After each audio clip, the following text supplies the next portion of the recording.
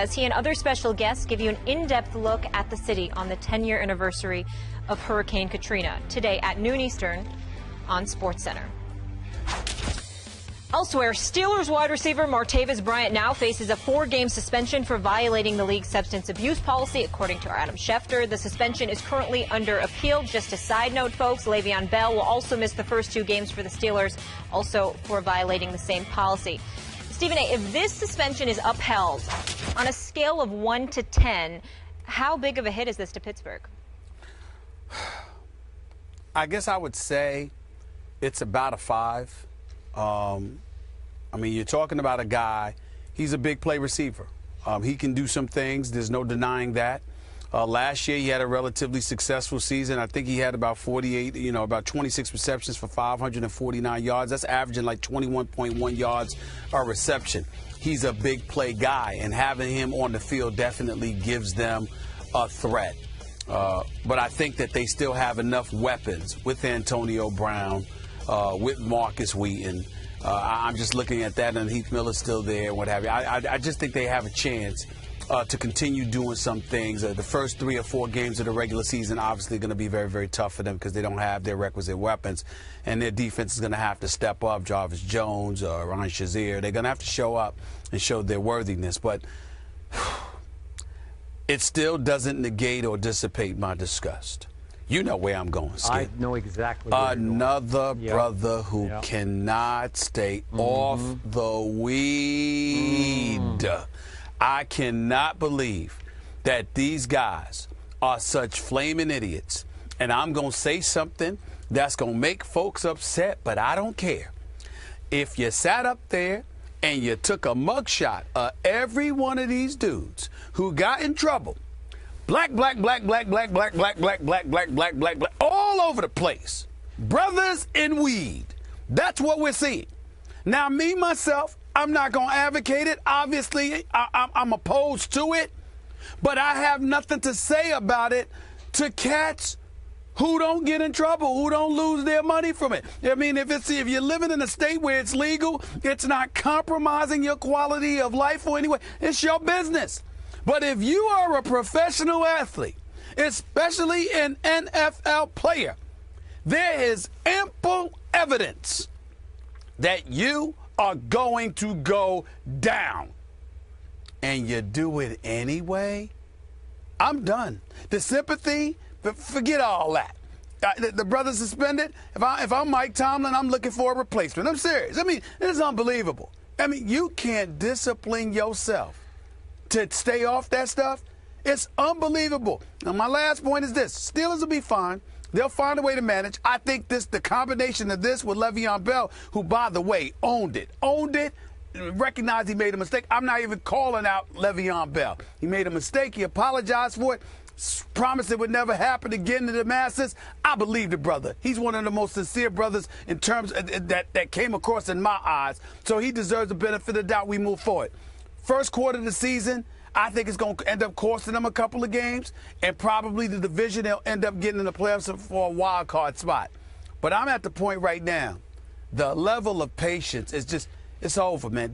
These brothers, I have never seen a joint in my life worth millions. And that's what these guys ultimately end up costing themselves. It's a damn shame. It really is.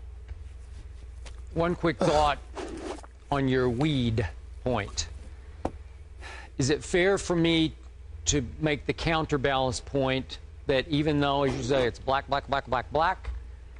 what's the league now? Is it 75% black? Yeah. Is that fair to that it is majority black? Yes, it is. All right. You know Just why for it's the fair, record. Skip? You know why it's fair, Skip? Can I see a couple of white guys that get busted for some weed? I haven't seen them. Have you? Show them. Take your time. I'll wait.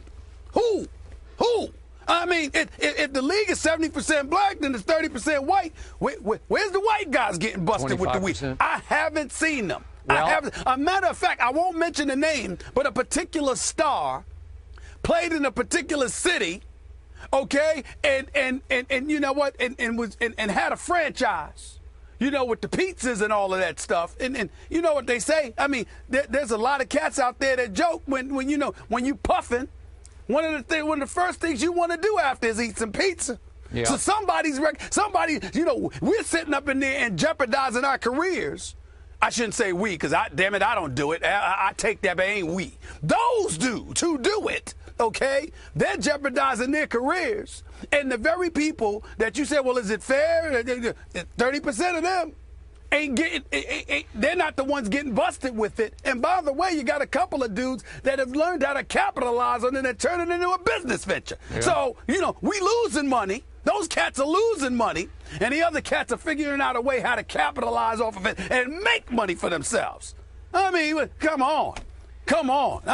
Unbelievable. I'd have to do my homework on this. And, I don't know. Okay. Yeah. Off the top of my head, Johnny Manziel's had his issues, maybe not with marijuana. We don't know that for a fact, but he's had his issues, I'm talking specifically weed. Okay.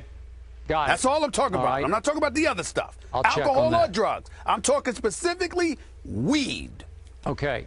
Now from a very serious topic to a not all that serious topic, back to Molly's original question, which is scale of 1 to 10, how much was it just trouble the Steelers are in? How big of a blow? How big a blow is this? Losing Martavis Bryant?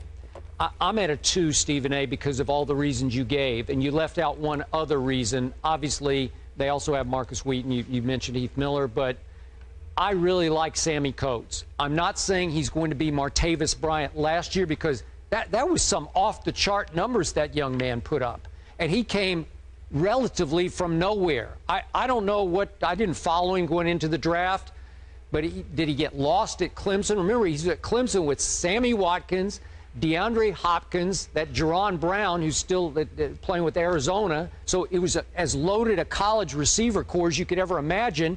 And Martavis, who stands 6'4", he weighed 211 going to the combine. They say he weighs like 225 now. He ran 4.4 at the combine, and he didn't go until the 4th round of Pittsburgh. And then it took him a while to sort of earn his way into the lineup with Mike Tomlin, because he struggled in the preseason, and then he just exploded. I mean, you mentioned 21.1 yards per catch. I mean, that's sensational. It's like, go long and I'll hit you. Ben was just bombs away to Martavis. So they're going to lose that game-breaking element maybe. But listen, I watched Sammy Coates a whole lot in college football. The bigger the game, the bigger he would rise and shine, man. Well, yeah, he showed up.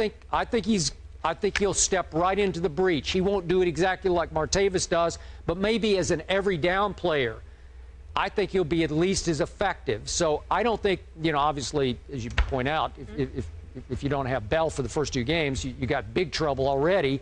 And this is all advantage New England, which obviously still could be without Tom Brady in the opener, but this might help level the playing field just a little bit more. But I still think long run, Pittsburgh's still going to be really good. I think they will in the long run. But the question is, how much are they going to how much of the transgressions of a few individuals going to cost them over those first 4 games? You can end up losing a couple of those games. You could. It could cost you a game at the end of the season in the win or loss column, and you can end up being a wild card instead of an AFC North Division champion. That's my concern. Right. We'll see if Wheaton and Coates, those guys can step up, and then obviously in the running back position they have D'Angelo and Tree Archer. We'll see if they have to skip a beat there. Moving on, the NBA lost a family member yesterday, the great Daryl Dawkins, a.k.a. Chocolate Thunder.